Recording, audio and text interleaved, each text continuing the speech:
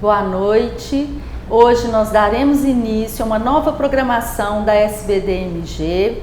Então, iniciaremos hoje o Derma Evenings, que tem em sua programação a apresentação de pós-graduandos, alguma apresentação ou mesmo uma conversa livre com grandes mestres da dermatologia mineira ou brasileira. E é com imensa satisfação que nós iniciamos essa programação. A Raquel vai explicar. Boa noite a todos, é um prazer estar aqui.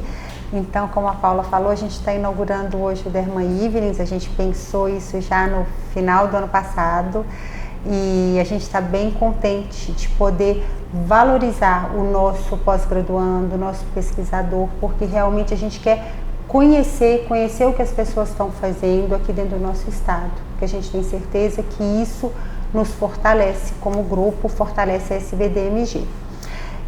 Antes de convidar e de chamar a nossa ilustre convidada, eu gostaria de avisar que a gente vai receber perguntas, comentários pelo WhatsApp da SBD. Eu vou dizer o número, é o 996740064. Vou repetir para quem não tem, e quem não tem é bom que grave, que coloque nos seus contatos para receber as nossas informações por lista de transmissão. É o 996740064. Então, vocês já podem começar a mandar comentário e pergunta, sugestão. E a gente vai convidar, é um enorme prazer a gente poder trazer aqui com a gente hoje a doutora Luísa Laborne.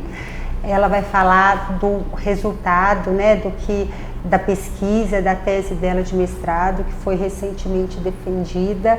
E, Luísa, muito obrigada de estar aqui com a gente, de ter deixado suas crianças em casa para poder contribuir com a SBDMG. Eu queria agradecer à SBD pelo convite, estou muito feliz de estar aqui hoje, de poder dividir um pouquinho da minha tese. Eu defendi em dezembro do ano passado, na correria da pandemia, então eu fico muito feliz de estar aqui dividindo hoje com vocês. Então hoje eu vou falar do conhecimento sobre o melanoma entre os estudantes de medicina. Então o câncer de pele é o câncer mais frequente no Brasil e no mundo, corresponde a 30% do total de todos os cânceres, e o melanoma é o menos frequente deles, corresponde a apenas 5% do total. Mas, devido à sua alta capacidade de gerar metástases, tem uma alta letalidade e é responsável por 95% de todas as mortes por câncer de pele. A gente sabe que o melanoma é um tumor curável se o diagnóstico dele for feito em estágios iniciais. Então, o grande desafio para nós dermatologistas e para todos os médicos é conseguir fazer um diagnóstico inicial que melhore a sobrevida dos pacientes. Como o diagnóstico do melanoma é basicamente visual, a gente sabe que qualquer pessoa pode fazer. O paciente, algum familiar ou o médico não especialista também. Então, por isso que esse conhecimento sobre o melanoma é tão importante e eu decidi fazer minha tese de mestrado sobre isso. Então, o melanoma é um tumor maligno originado de melanócito, que pode ter origem na pele, em mucosas, em região extracutânea ou nas unhas. O prognóstico, como todo tumor, está relacionado ao índice de disseminação da doença ao diagnóstico. Então, melanomas espessos realmente tem um prognóstico pior. Em geral, com Breslow maior de 4 milímetros, o prognóstico é pior. Pacientes com idade avançada também têm um prognóstico pior. Pacientes com ulceração, índice mitótico maior que 1 mitose por milímetro quadrado no exame anatomopatológico. E pacientes com subtipo nodular. A gente sabe que o subtipo nodular não tem aquela fase de crescimento horizontal, ele já surge com o crescimento vertical, então normalmente o diagnóstico já é numa fase mais avançada. Além disso, o sexo masculino e localização na cabeça e pescoço estão associados a tumores com piores prognósticos. Depois do diagnóstico, o tratamento é cirúrgico e é guiado pelo Breslow. Então, a ampliação das margens segue o Breslow. O melanoma in situ, a gente amplia as margens com meio centímetro a 1 centímetro. O Breslow menor que 1 milímetro, as margens são ampliadas com 1 centímetro. Breslow entre 1 e 2 milímetros, margens entre 1 e 2 centímetros. E o Breslow maior que 2 milímetros, as margens com 2 centímetros. Nos melanomas avançados, a gente faz um tratamento medicamentoso, tratamento sistêmico. Antigamente só existia a quimioterapia e os resultados eram muito ruins. Mais recentemente surgiram novas drogas que melhoraram bastante a sobrevida dos pacientes.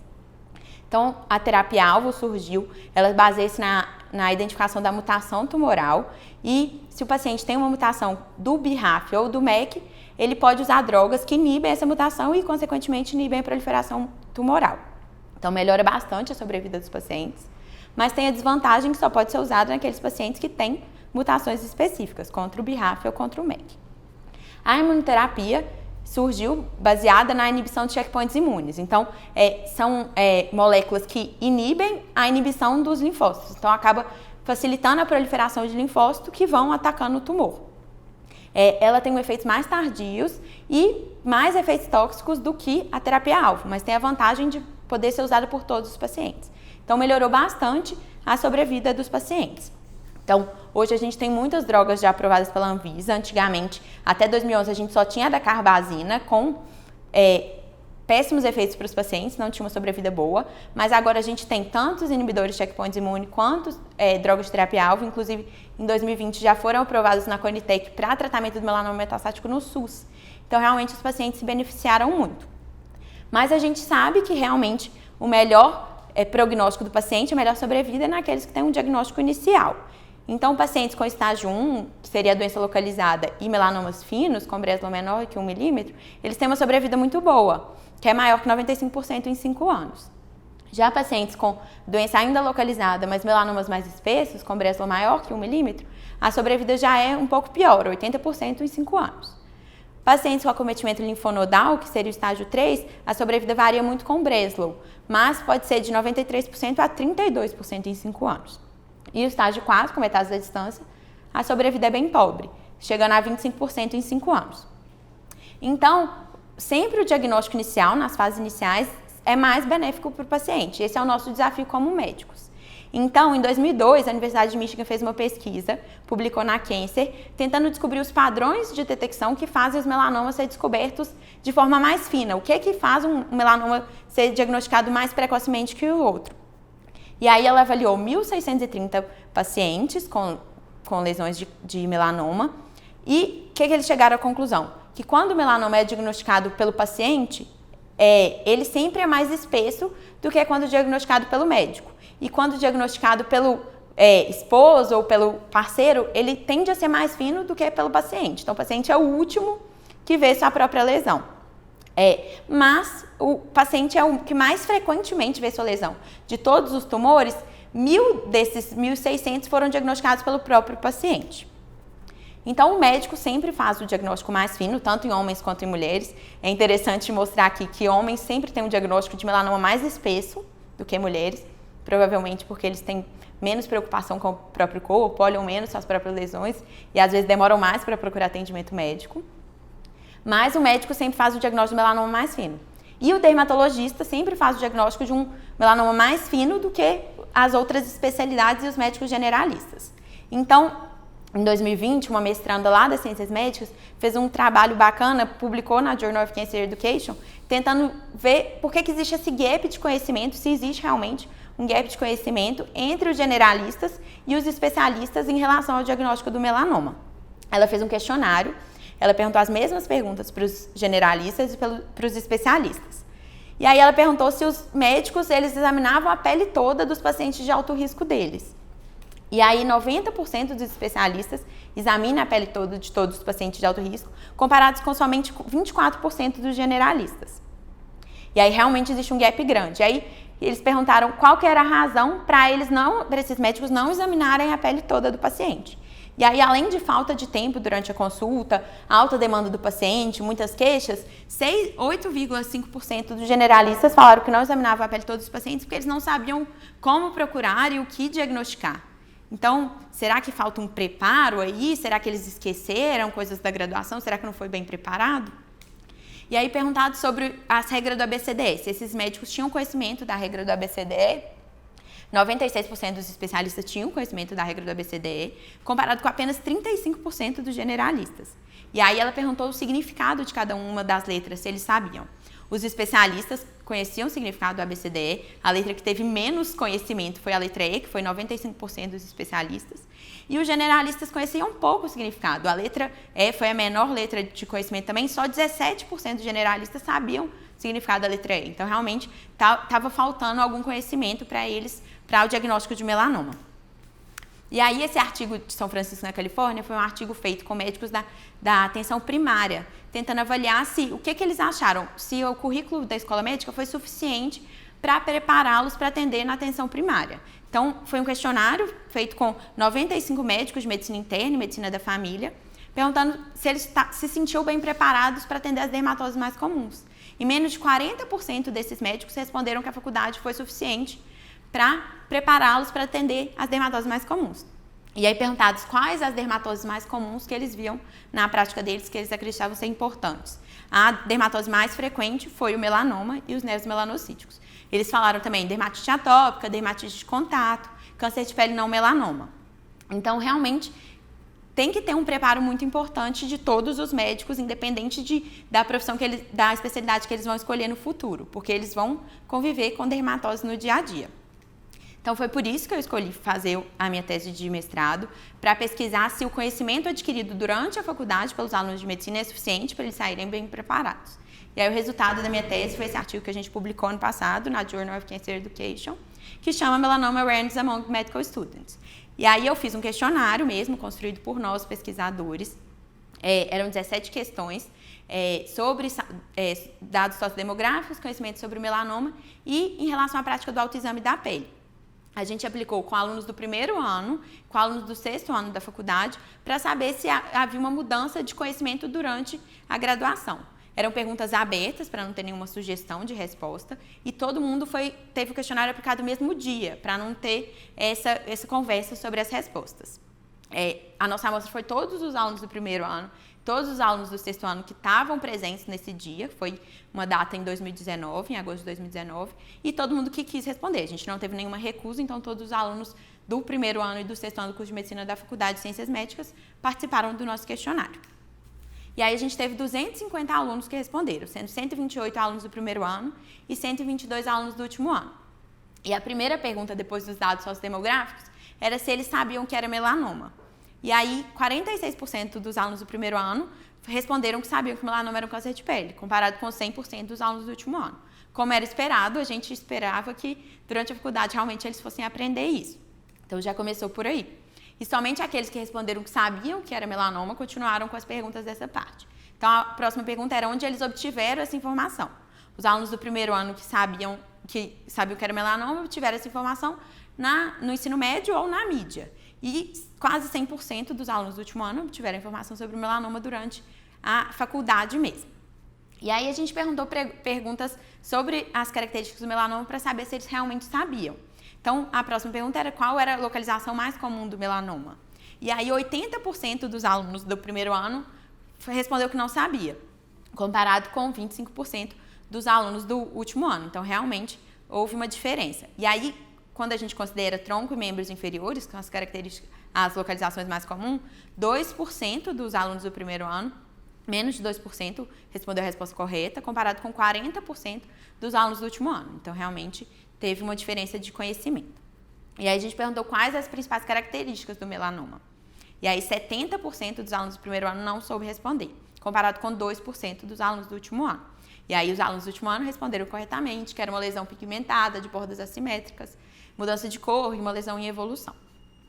E os fatores de risco para melanoma? 45% dos alunos do primeiro ano não soube responder, comparado com 4% dos alunos do último ano. E aí os alunos do último ano também responderam mais corretamente exposição ao sol, história familiar e pele clara como fatores de risco. Então, realmente, houve uma diferença em relação ao conteúdo. Os alunos do último ano responderam mais corretamente às características do melanoma. Aí a gente passou para a segunda parte do questionário, que todos os alunos voltaram a responder, mesmo aqueles que não sabiam que era melanoma. Foi a parte que a gente falou do autoexame da pele. Aí a gente perguntou para os alunos se eles tinham o hábito de buscar lesões suspeitas em sua própria pele. E aí, 50% dos alunos do primeiro ano e 45% dos alunos do último ano tinham o hábito de buscar essas lesões suspeitas na pele, sem diferença estatisticamente significativa entre eles. Então, independente deles serem do primeiro e do último ano, só metade tinham o hábito de realizar o autoexame da pele. E quando perguntados por que eles não faziam o autoexame da pele, a maioria de ambos os grupos respondeu que não fazia isso porque nunca tinha pensado ao respeito. quando a gente leva em conta apenas aqueles alunos que sabiam que era melanoma, se eles tinham o hábito de realizar o autoexame da pele, só 47% dos alunos que sabiam que era melanoma tinham o hábito de realizar o autoexame da pele. Também porque nunca tinha pensado a respeito. Aqueles que realizavam buscando novas lesões, mudanças nas lesões antigas e tinham aprendido durante a escola média, o ensino médio ou a escola médica, mas não eram a maioria. Então, com o trabalho, eu pude perceber que houve uma diferença estatisticamente significativa de conhecimento. Os alunos aprenderam sobre a teoria do melanoma de maneira adequada, o conhecimento deles foi incorporado, eles conseguiram responder corretamente as questões, mas o conhecimento técnico não aumentou os índices de realização de autoexame da pele. E a gente sabe que a busca de lesões suspeitas diminui a incidência de melanoma e dá um menor risco de doença avançada. E se os alunos não têm esse conhecimento da importância do autoexame, se eles não fazem neles mesmos, é muito pouco provável que eles vão orientar os seus pacientes a fazê-lo. O autoexame já é uma coisa muito bem consolidada na literatura sobre a importância dele, que ele realmente diminui a incidência de doença avançada, que vale a pena fazer. A controvérsia é muito mais em relação à periodicidade. A Academia Americana recomenda a realização mensal, o GBM já recomenda trimestral, mas todo mundo recomenda fazer. Então, os alunos não tiveram esse reconhecimento da importância dele. Aí eu só vou abrir um parêntese aqui para falar um pouquinho sobre o screening do melanoma, que não é tão bem consolidado na literatura como a prática do autoexame da pele. Então, a maioria dos artigos novos já vê dados que demonstram a importância do screening para a melhora de diagnósticos precoces de câncer, mas muitos artigos, muitos guidelines ainda ficam em cima do muro. Então, eu peguei aqui a recomendação para o tratamento do melanoma do GBM de 2019 e ele segue os dados que foram publicados numa revisão sistemática da Cochrane de 2019, que pegou vários estudos e viu que evidências científicas atuais não são suficientes para recomendar o rastreamento do melanoma na população geral. Só que o GBM deixa claro que é o rastreamento na população geral, através do exame completo da pele, pelo médico generalista. Então, quando ele é feito para o dermatologista, eles não citam. Então, fica meio em cima do muro, mas o GBM não recomenda. E aí ele ainda fala que há dados não controlados que sugerem algum benefício, ainda assim não é clara a melhor estratégia, a população-alvo e se o rastreamento pode ser feito por um médico não dermatologista. Então, o screening ainda fica meio na dúvida. Nos Estados Unidos, a Academia Americana recomenda o screening. Na Europa, a maioria dos países recomenda o screening, mas a força-tarefa dos Estados Unidos de ações preventivas não viu benefício comparado com alto custo e ainda não sabe dizer ainda a periodicidade com que deveria ser feito. Então, é uma coisa ainda controversa. E aí, por causa disso, eu peguei esse artigo que foi publicado no Jornal da Academia de 2017, em janeiro, que fala sobre o exame cutâneo completo. E aí ele fala, salva vidas ou é um desperdício de tempo? E aí os médicos que alegam que não acham que vale a pena fazer o exame cutâneo completo, eles alegam que gasta muito tempo e que o tempo que eles gastariam para fazer um exame cutâneo completo de screening em um paciente, eles poderiam atender 5 pacientes que já mostraria lesões para eles, já direcionaria o exame deles.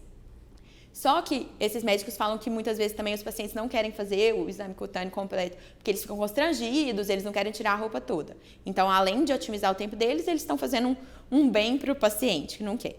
Só que o que eles têm que levar em conta é que para o paciente direcionar a lesão cutânea para o médico ver e o paciente falar, doutor, eu vi essa lesão, eu quero que você examine porque eu achei ela esquisita, o paciente tem que ter feito um autoexame de forma adequada.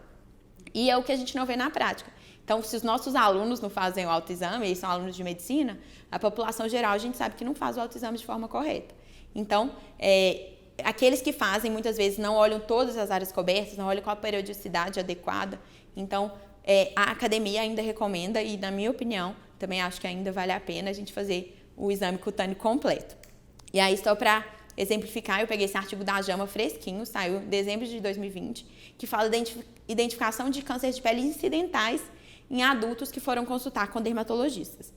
Então, é um estudo grande que foi feito em Londres e em Oxford, em centros de referência de dermatologia, pegou 4.726 pacientes referenciados. E de todos esses pacientes, 1.117 tinham câncer de pele identificado.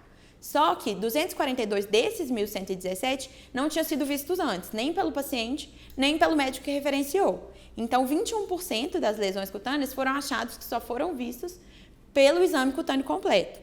Desses, 34,6 carcinomas bacilulares seriam perdidos, 6,4 carcinomas espinocelulares e 11,6 melanomas seriam perdidos, se não houvesse um screening com o exame cutâneo completo. Então, realmente, a gente vê a importância. Esse artigo fala que, talvez, o fato de ser um centro dermatológico de referência, onde os pacientes já têm uma queixa cutânea, o screening seja mais bem recomendado. Então, ele fala que, muitas vezes, o paciente de baixo risco, que não tem nenhuma queixa cutânea, o screening não seja tão bem indicado quanto num paciente que já tem uma queixa cutânea.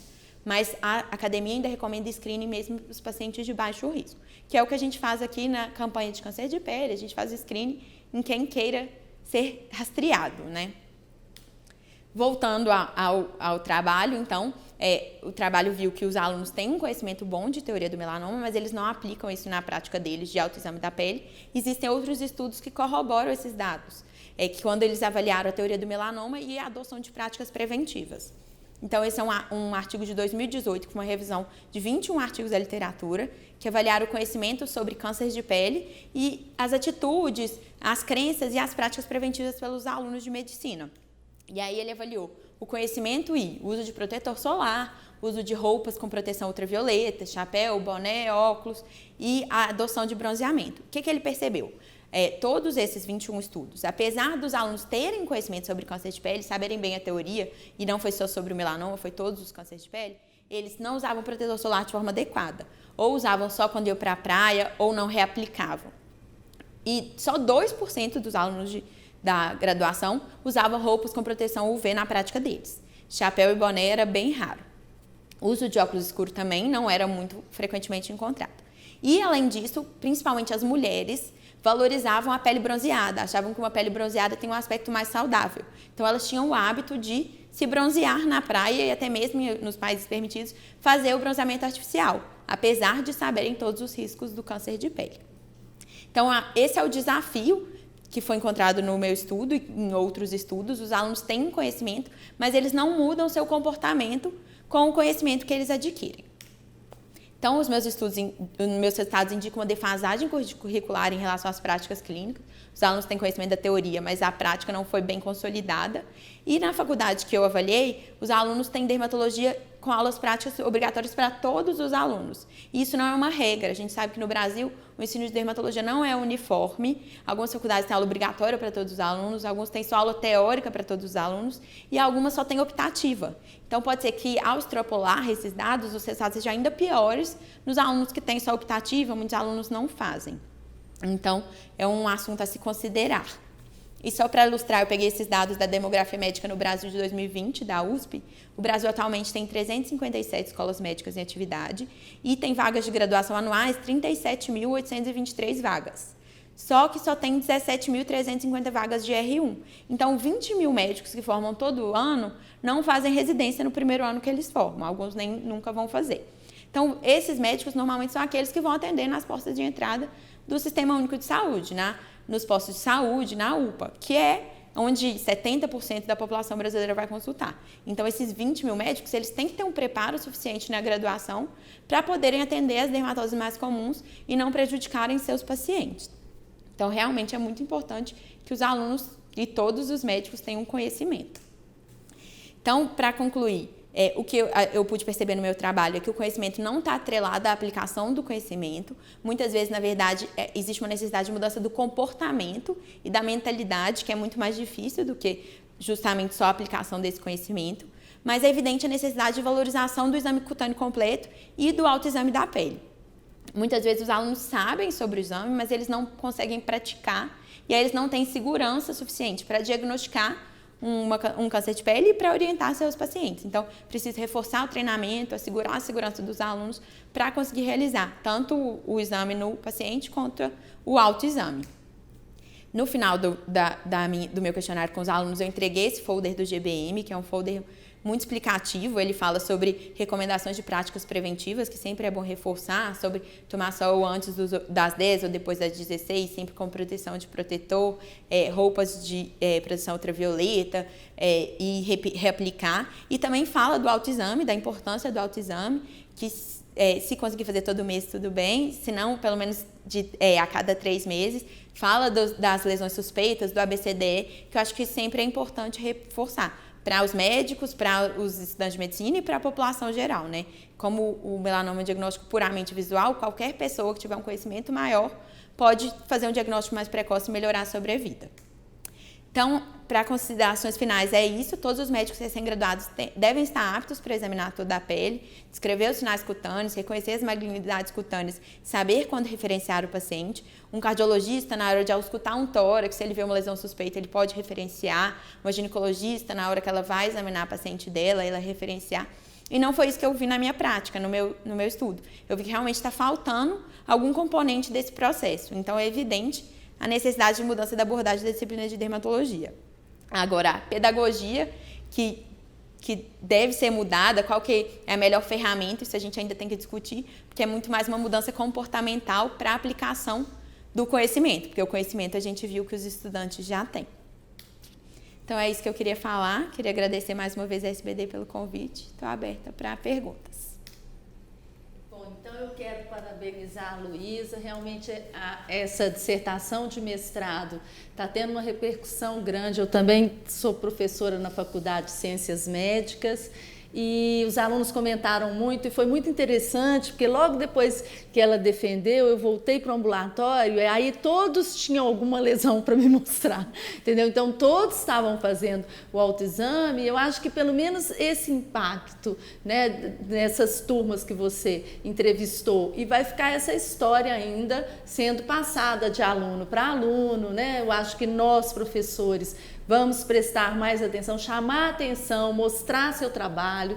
Eu acho que tem uma importância muito grande, né? Eu fico muito feliz. A Luísa é nossa aluna, né? Raquel, de residência na dermatologia da Santa Casa, né? Filha de 2 grandes amigos aí, nossos ídolos, né, dermatológicos. Então eu fico muito feliz com o resultado desse trabalho e realmente você brilhou. Parabéns. Obrigada. E é isso que nós queremos, né? Uma prata da casa, fez um trabalho muito bonito, muito importante, publicou em uma revista de grande repercussão, né? E é interessante que as pessoas fiquem sabendo desses trabalhos que têm sido feitos, né? Dá muito trabalho, né, Luísa? Dá muito trabalho. Fazer um mestrado, eu tive a oportunidade também de terminar recentemente, então eu acho que isso é intencional, que a gente dê visibilidade e que as pessoas fiquem sabendo o que esses, né, mestres andam aí estudando. Bom, Luísa, eu tenho que te dar os parabéns também, assim, um trabalho lindo e extremamente relevante, né, dentro da nossa realidade, e me fez pensar muito, assim, enquanto você estava falando, em várias coisas, no nosso modelo de campanha, no nosso modelo de como a gente leva informação e tratamento para os nossos pacientes. E eu queria te ouvir, eu fiquei com algumas questões, assim, sabe? O nosso modelo de campanha que vem há muitos anos, que é maravilhoso, eu penso que mesmo sendo focada na assistência, ela traz muita informação. Você acha que a nossa campanha, eu fiquei pensando isso, a nossa campanha, ela foca no paciente que está no serviço público. E a sua pesquisa, ela tem foco a pessoa, né, a persona da sua pesquisa é um brasileiro de nível socioeconômico cultural alto, né, já de graduação. Você acha que talvez a nossa campanha ela não atinja o seu público? Você acha que se tivesse sido feito em um grupo de outra realidade socioeconômica, a gente teria um resultado diferente? O que, na verdade, é um projeto futuro do nosso grupo de pesquisa, é inclusive fazer o grau de conhecimento populacional sobre o melanoma, para tentar ver isso, se todas as classes, quando a gente faz em Belo Horizonte inteiro, se existe essa diferença, porque a gente sabe que é só conhecer que vai mudar o diagnóstico. Mas o que a gente vê na prática é que os melanomas mais espessos, em geral, são diagnosticados em classes mais baixas. Então, se for para focar em um público, seria o público da classe mais baixa mesmo. Mas eu acho que dá para fazer vários jeitos da campanha juntos, né? Não dá para tirar o screening, que muitas vezes é a única oportunidade que o paciente tem de consultar, de fazer o exame cutâneo completo, mas dá para focar em educação inclusive como foi feito esse ano, educação dos médicos que já estão nas portas de entrada, inclusive educação dos médicos especialistas, os professores da faculdade, que podem ensinar para os alunos. O ginecologista pode ensinar para o aluno dele durante o exame ginecológico, se ele vê uma lesão suspeita. Então, acho que dá para todas as especialidades conseguirem melhorar esse diagnóstico com conhecimento. Eu posso falar? Isso traz à tona também, né, a questão da grande importância da informação. Eu acho que a nossa campanha, né, tem se voltado agora para as escolas, né, para o público leigo conhecer realmente em caráter educativo, não apenas assistencial. Né? Então, a gente acredita que isso dê um resultado de muito maior repercussão. Né? Uma criança tem aula sobre câncer de pele na escola, ela vai comentar com os pais, e se ela levar um folder, todo mundo da casa vai procurar, pelo menos, prestar atenção, conhecer ou discutir sobre o assunto. Então, eu acho que, né, a SBDMG está nesse trajeto aí, né, Raquel, com uma campanha nas escolas. Eu acho que você podia falar um pouco para nós, porque foi em dezembro, né, no Dezembro Laranja, nós aí fizemos uma campanha muito mais educativa, mesmo porque a gente não podia atender presencialmente, né? Então, eu queria que você falasse um pouco. Bom, a nossa campanha, eu acho que ela vem bem de encontro, né, ao resultado do seu trabalho. Na verdade, há 2 anos, em 2019, a gente pensou em aumentar essa parte educativa, essa parte de educação, de informação da campanha, e a gente conseguiu penetração, e a gente conseguiu levar informação para crianças de pré-escola, do ensino, crianças de pré-escola, do ensino fundamental, de algumas escolas particulares aqui em Belo Horizonte. A gente foi super bem recebido e o projeto deu certo, a gente se empolgou, veio a pandemia e com a pandemia eu acho que nos abriu porta essa facilidade da gente fazer um treinamento online, da gente conversar com as pessoas. A gente acabou pensando muito, tendo algumas portas abertas, algumas coisas não deram, mas o que a gente efetivamente fez no ano passado foi um projeto de orientação e educação para os médicos de atenção primária, e a gente já conseguiu fazer isso dentro da prefeitura. Então a gente teve 2 períodos de treinamento para todos os médicos de atenção primária que se interessaram. Conseguimos entrar em contato, um primeiro contato com o governo do estado, então a gente vai caminhando. Conseguimos entrar em contato com a Secretaria de Educação, apesar de, devido à pandemia, a gente não poder ter começado o projeto, mas a gente já tem um projeto desenhado e um bom contato para esse próximo ano. E ampliamos, né? Fizemos um trabalho de mídia, um trabalho com a música do nosso colega dermatologista, né? O Sol, a música do Antônio Júlio, e que ficou bem lindo, e a ideia é levar isso, né? Levar isso na escola, levar isso para o médico, para que esse conhecimento possa ser multiplicado. Porque a ideia, como você falou, né, o prognóstico ele muda muito, né? Um diagnóstico precoce é uma vida salva muitas vezes. Diagnóstico precoce e prevenção, né? Que são aí os dois, vamos dizer assim, os 2 fatores que melhoram, né, tanto o aparecimento da doença quanto o prognóstico, né, Luísa? Então, você gostaria de falar mais alguma coisa? Eu tinha pensado em te fazer a pergunta assim, se você tivesse, porque esse aqui eu estou fazendo uma pergunta, né, agora eu vou falar em tom de agradecimento no Alberto Weinstein e na Ana Paula, que foram também seus orientadores no mestrado e foram os meus, né? Eu tenho muito assim, agradecimento, muito carinho por eles, e eles me fizeram essa pergunta: se você tivesse o dinheiro para gastar na saúde pública, o que você, só para um único item, qual item você escolheria para gastar? Então, assim, no atendimento cirúrgico, na educação, em que você gastaria? Definitivamente na educação. Sim.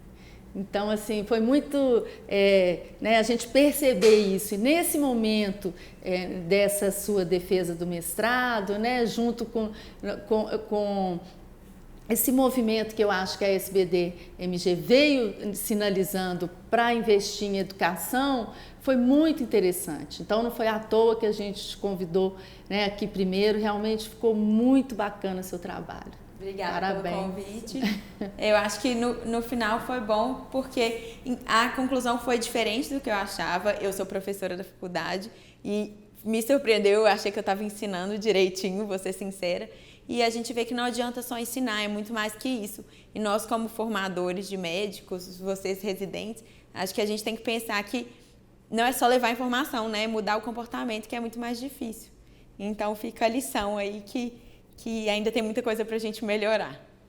E, Luísa, obrigada de você estar aqui, mas eu tenho um chamado, um recrutamento, porque hoje você tem muito conhecimento e você precisa nos ajudar para a gente pensar a próxima campanha já desse ano, sabe? Uhum. Estratégias para a gente levar mais longe ainda, focar um pouco mais no médico. Então já está recrutada. Aí, tá vendo? Já tem mais uma aliada, né, para nos ajudar na campanha do câncer de pele, né?